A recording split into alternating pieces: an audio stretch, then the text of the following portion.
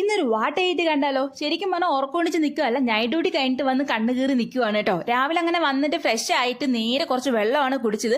അത് കഴിഞ്ഞിട്ട് ഒരു 10 മണിയൊക്കെ ആയപ്പോഴേക്കും ഒരു 4 പൂരിയും കുറച്ച് വെജിറ്റബിൾ കറിയും കഴിച്ചിട്ട് ഞാൻ ഈ ഒരു ലിബാമും ഇട്ടതിന് ശേഷം ഞാൻ കയറി കിടന്നു കേട്ടോ. ചുണ്ടൊക്കെ പിടുത്ത കാലാവസ്ഥയിൽ മൊത്തം പൊട്ടിക്കീറി ഇരിക്കുകയാണ് ഗൈസ്. പിന്നെ അത് കഴിഞ്ഞിട്ട് ഞാൻ ഉറക്കം എണ്ണിക്കുന്നത് ഒരു 3 മണിയൊക്കെ ആയപ്പോഴാണ്. അപ്പോഴാണ് ഞാൻ ഫുഡിന്റെ കാര്യം ഓർത്തത് കേട്ടോ. പിന്നെ ഇത് എന്ത് കറിയാന്ന് വെച്ചാൽ എനിക്കറിയത്തില്ല. ഇതിനകത്ത് എന്തായാലും വെണ്ടയ്ക്ക മാത്രമേ ഉണ്ടായിരുന്നുള്ളൂ.